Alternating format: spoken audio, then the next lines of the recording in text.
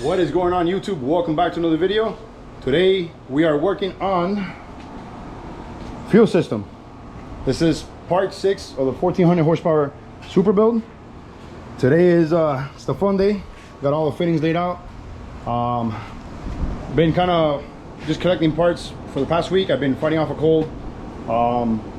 Just kind of gathering everything, guys. You know how the fuel system is. Just, you know, a lot of drawing and what you need here, what you need there. So this is pretty much, you know, a bunch of AN6 stuff and AN fittings. You know, obviously we have the welding stuff that we got to reduce from 10 to 8. Yeah. So let's give it a quick breakdown here what we have so far. So the fuel pressure regulator, I mounted it just so we can know where we're gonna be working with. We got the fuel pressure sensor. We got the feed here is gonna be a -10. I'm gonna do the intake side -10, and then we're gonna reduce after the regulator. Check out this Freed Engineering overflow can. We have to go with the smaller one, guys. Obviously the other one you saw, the PHR one, it kind of covered halfway of the intake hole here that was already pre-made. So obviously this car, you know, it's got freshly repainted and the engine bay, whatnot. So we don't want to mess. We don't want to mess around with this area. So we just kind of want to have this hole, so when the intake gets done, the flat guy can just kind of go off of the hole that's already there. So yeah, this is a great option, guys. You know, it's not as big, but you know, it works, and it's not taking up all the space. And obviously it's gonna get plated with black, so don't worry about that. What else have I done here? Finished the wiring for the alternator. So I ran it all back there. Quick little glance here. Okay, so I'm still missing the cap here. I'm waiting for that to get here. The cables ran under the subframe there. Then I actually tucked it inside the rail, and it comes out out through here. And obviously it avoids all the radiator and all the hot area there. Out through here, 150 amp fuse.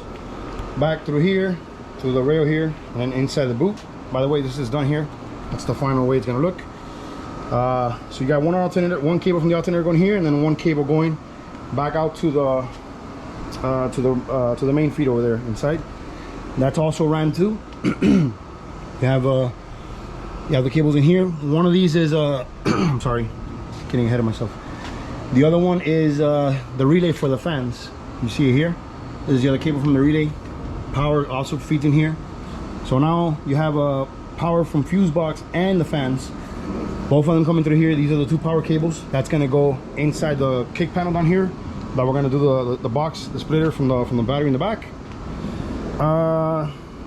Starter cable, I actually ran that too.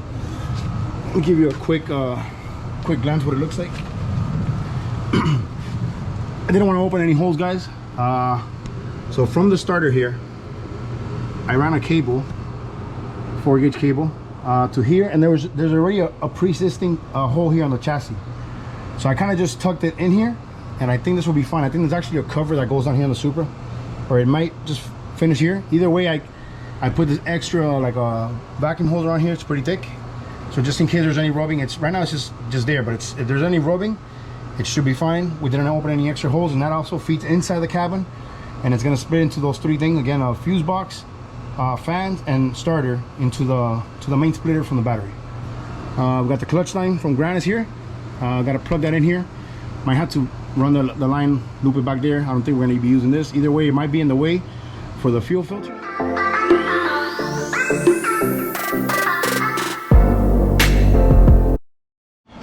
Also, one other thing I did here, I have a time lapse. I did it during the week inside the house. I got the bracket already set up. Obviously this is something you could do outside. You know, it's obviously it looks very simple, but it's just kind of time consuming, all the pumps, putting them together on the bracket and whatnot.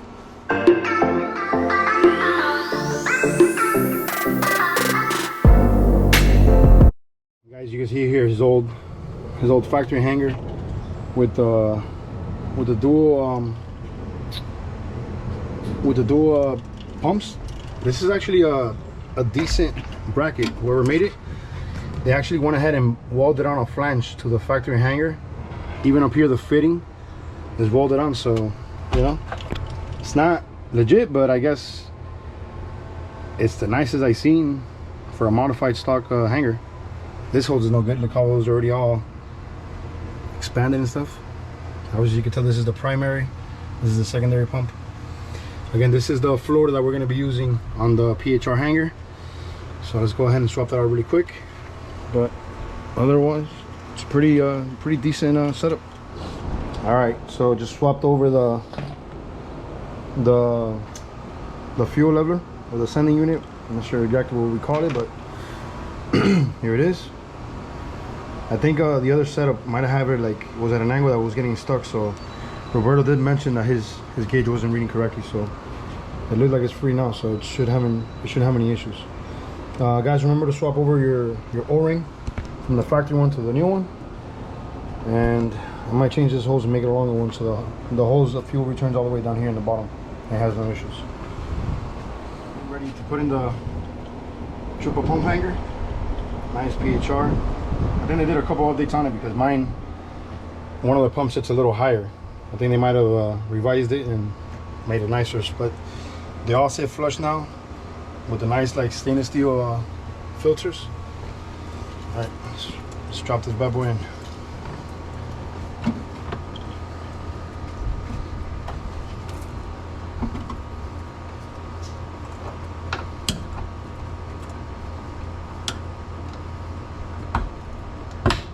It's a tight fit.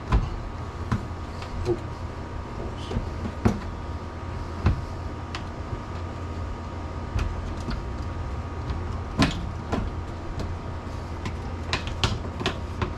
All right, once it's in here,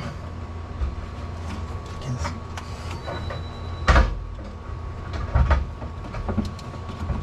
All right, so sorry.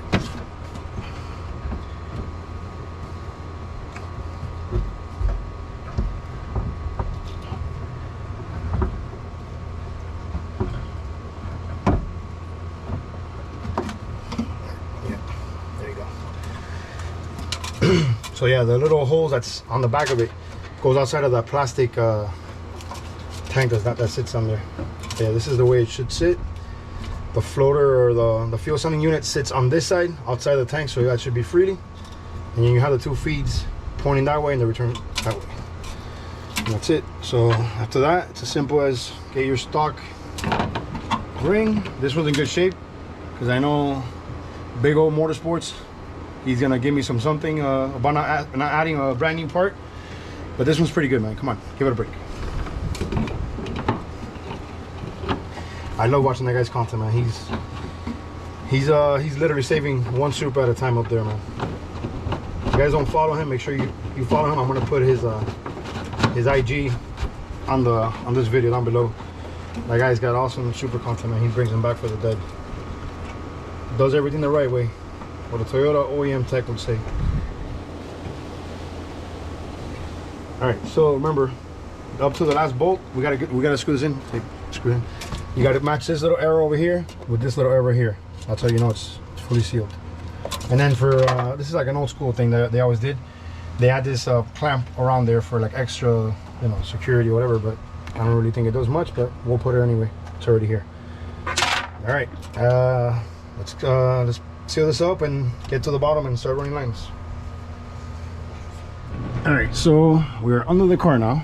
We're gonna start figuring out lines. So this clutch line, if you can see, it comes all the way back here,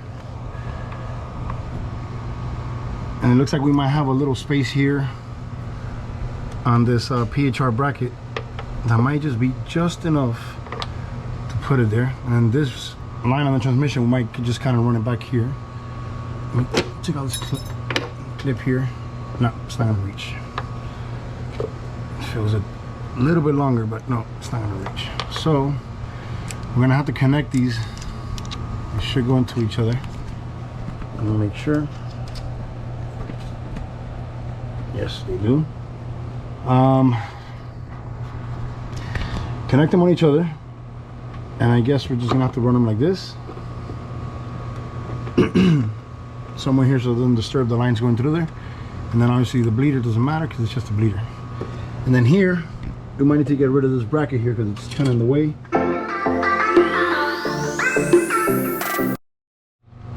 All right guys, so I ended up chopping up the the factory little bracket here that it comes for the brake clutch line. Either way, we're not going to be using it with this setup, so it's just pretty pointless there. It's just like in the way for the filters. Let's see, in, out. Okay, so I'm thinking about putting it even in there where the bracket is, as far as to the right as possible. I think this is a good spot. We'll do some 45s over here and get the lines there. That gives us enough space to go over there, and then in the front we should be good. All right, so yeah, this is going to be the mounting point for the fuel filters, guys. Fuel filters are installed, nice, secured in place. Remember, guys, chassis clear is what I was looking for. I didn't want anything to be you know, in any situation that the car might bottom out and it might hit a fuel line or a fuel filter especially.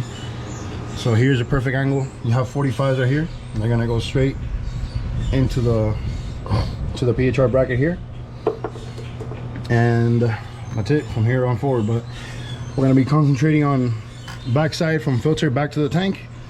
So let's start putting these brackets on, see where the line's gonna go through, and we'll start running the lines one by one. We'll start with the feeds. In the process of running the first line down here, the first feed line, clores in beautiful South Florida fashion. There comes the rain. Doesn't matter what time of year it is, rain's always it's always gonna bother us for a couple hours in the day, and obviously it just clears up again. Just typical weather for us. So anyway, this is the annoying part of this, guys. It's a lot of run, measure, take out again, cut, run, measure. So this is the first feed. I'm gonna run it first. I'm not even sure where to run. Okay, so runs here over the subframe here, and goes over that, follows kind of like those brake lines over there.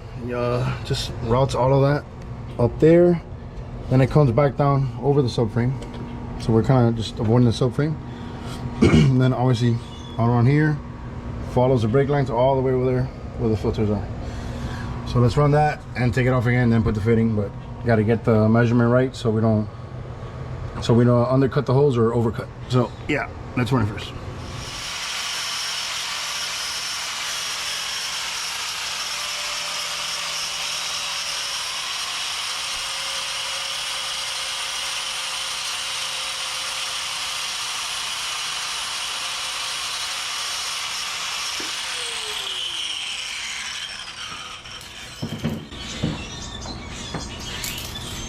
That is the first of many cuts to come.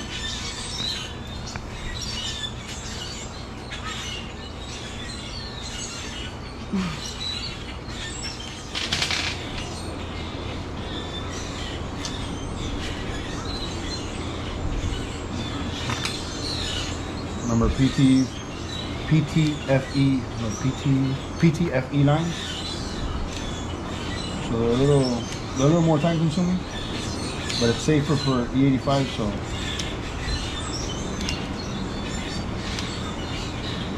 it's the way to go.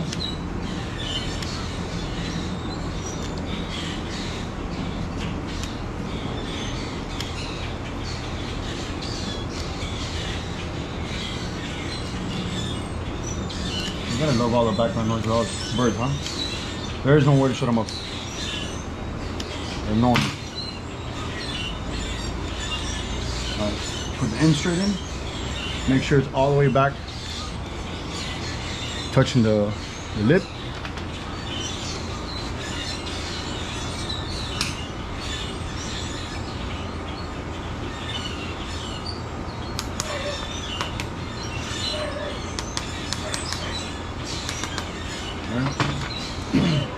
Put the fitting in. Make sure it goes all the way in. And put the other side of the fitting. Screw it on the hand. Then put it on the vise and finish the job. Alright. Done. First line out of a lot. Yep. Alright, check it out. Both feeds are done to the filters. Here's the two feeds that come from the gas tank up there. kind of see the light because the hatch is open. So these are the two dash 8 feeds going through here over the wheel well, like I said. I mean, over the subframe, I'm sorry. They're all zip tied to the factory hangers, to the brake line hangers where they'll normally go. Here I didn't want to give it a crazy angle, so I didn't want to bend the line, but I think this is fine. And then over here they simply go into the PHR brackets, which gives it a nice clean install all the way to the filters.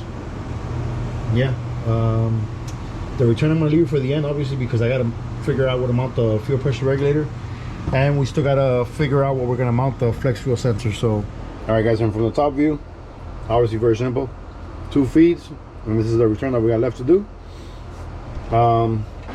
The plugs is currently off, the electrical part's the end. So yeah, just wanted to show you guys what the inside look like. All right, another day here, guys. A little bit of bad news to start the day. This is the first time I ever tried to like mock up the intake. You can see only this bolt, I mean this stud is here, and then the back stud. First of all, I mean, I'm not sure. I thought I saw it somewhere online, but you know, I wasn't sure. But now obviously this confirms it. You cannot run a power steering pump with this intake manifold.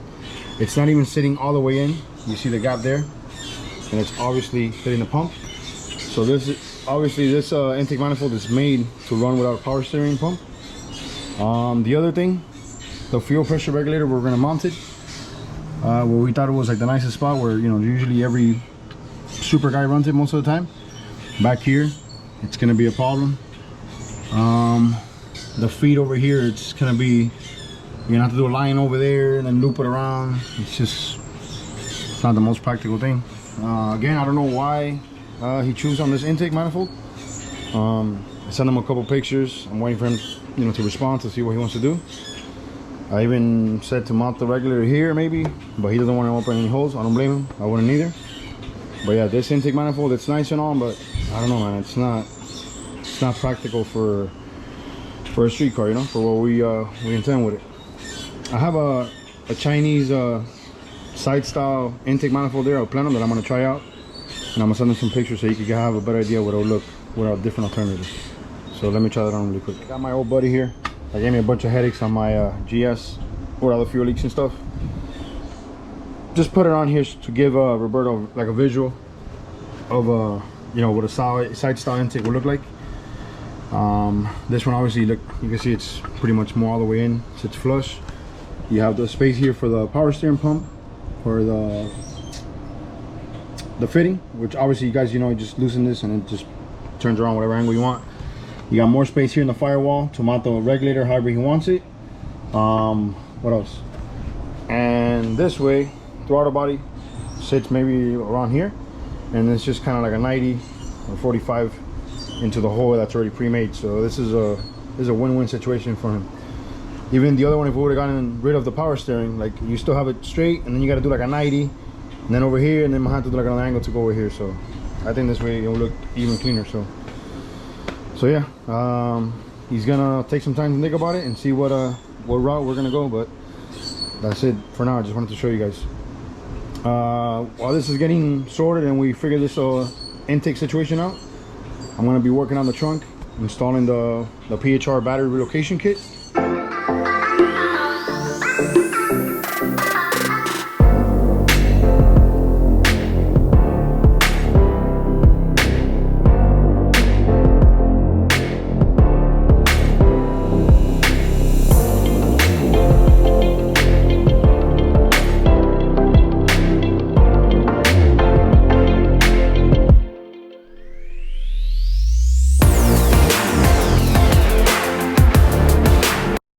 Alright guys, just finished the battery relocation box install from Powerhouse Racing.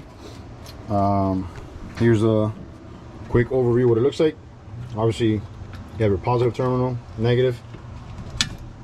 Your ground here, they suggest tapping a screw to the chassis here. This is the fuse, main fuse here. This cable here, we have to pull it more towards that way. We're not going to use all of it. Obviously the splitter is going to be inside over there by where the driver's foot area it is over there. When I get it down, we'll get to that. And I just got to pull this wire a little over here so we could cut the slack out. But yeah, you know, it's time consuming install. It's nothing out of the ordinary, but just very time consuming. It's actually pretty nice. Let's see, this is the first time I'm closing it. It's got these latches.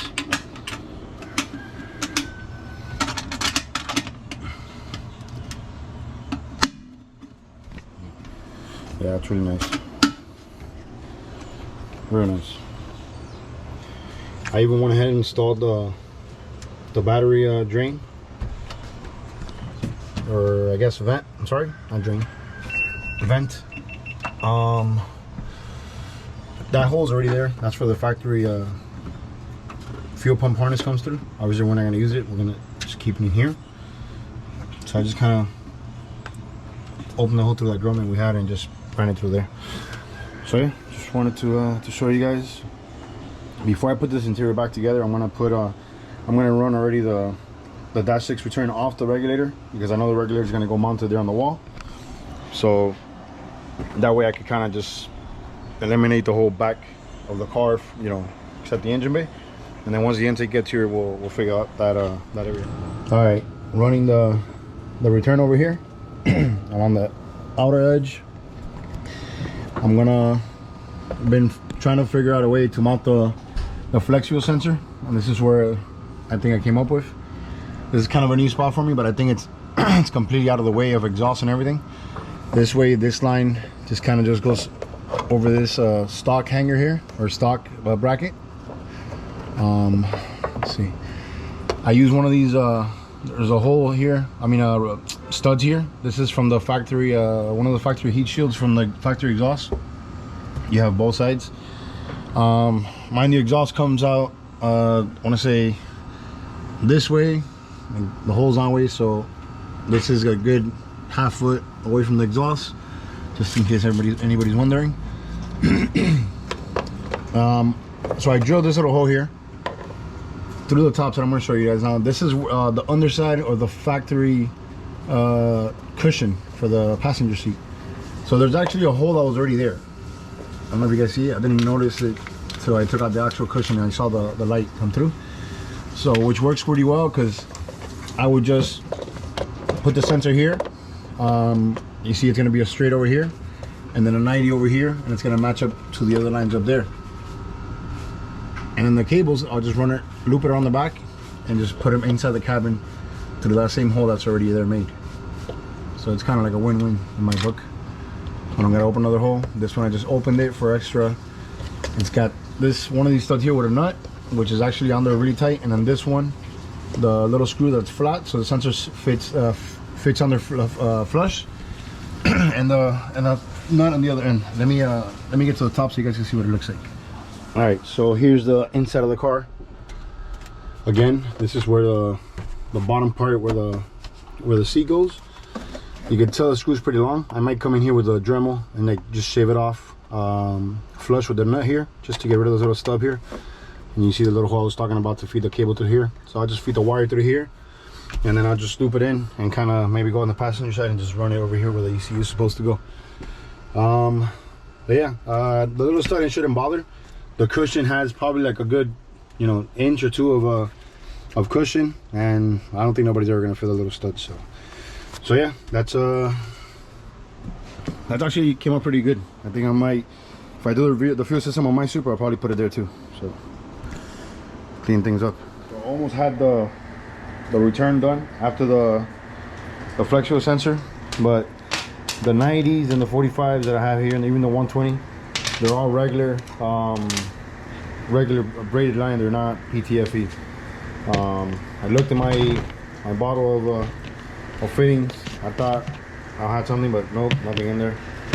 So I'm gonna have to wait till tomorrow and exchange these. All right, guys. So working on the rear hatch now. It's raining. Trying to do as much as I can here. Putting all the trunk all back together here. So just wanted to kind of keep you guys along and record all the content before I just work on it and show you the guys it's all put together. But I figured this would be nice to show you guys how it comes all together.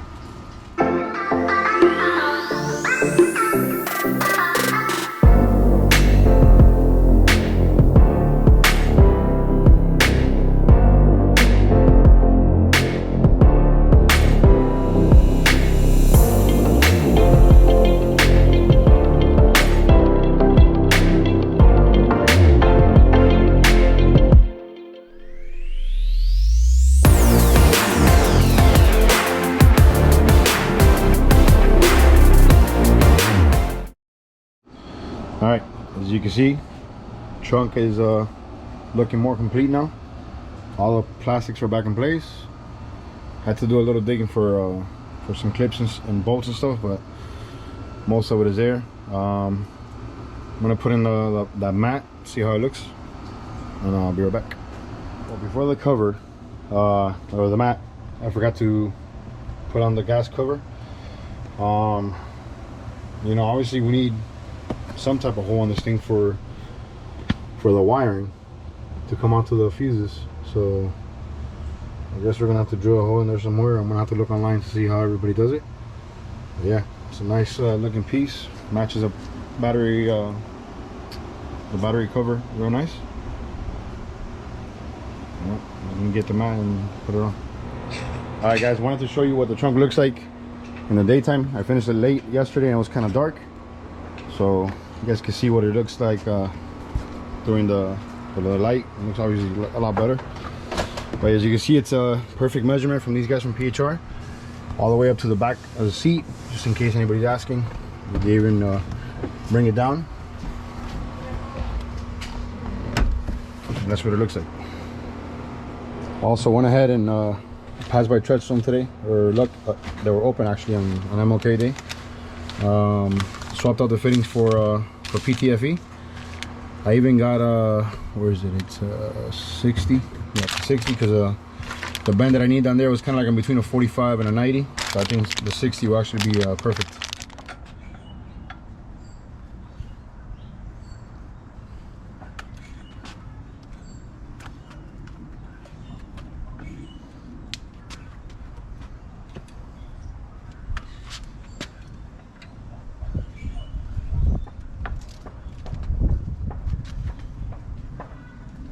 All right, guys, getting ready to cut up the line here for the return to from the hanger to the flex fuel sensor. Again, routed the same way. Here are the other two feeds. This one's going to be right here next to it. Goes over the subframe around there. You guys see it. Up there is going to be zip tied. Then it's going to come on over here, and then you can see this actual 60-degree angle fitting that we got today was actually perfect, because the 90 was too close, so it hit the body here, and then the 45 would actually kind of like almost rub on the body, but the 60-degree you can actually see is perfect clearance. It's exactly what we needed. So just gonna measure here the line. I'm trying to get it perfect so I don't have to do this twice, guys. So cup some up here next to the other ones. Okay, that's about right. And then so probably right around here. So mark it, put a piece of tape on it so you know where we're gonna cut. I usually cut right on the middle of the tape so it has on both ends so it doesn't flare out, and that's it. It's perfect. So I'll measure that, and actually need obviously my other hand, so just showing you that. All right, guys, so working on here on the flex fuel plug, we're extending the cables. Again, remember, from the back side of the passenger side all the way to the ECU in the front of the car, and we'll let his his guy, the tuner, plug it into the ECU once it's all said and done. So yeah, guys, that's pretty much this video. Fuel system's almost done. The only thing we're missing is intake manifold. It's probably gonna come down to a plasma man or hypertune, 12 injector, 6 injector setup. We're still not sure. It's up in the air. We're letting Roberto make up his mind about it, and we'll go from there. So it's probably gonna take a couple weeks now to finish that up, because we gotta order it. Hopefully they have it in stock. If not, we're gonna have to wait for it. So I'm gonna close this video out here, guys. It's already pretty long. I think it already has a lot of content in it. I hope you guys enjoyed it. Remember to like the video, subscribe to the channel, guys, and I will catch you guys in the next one. Later, guys.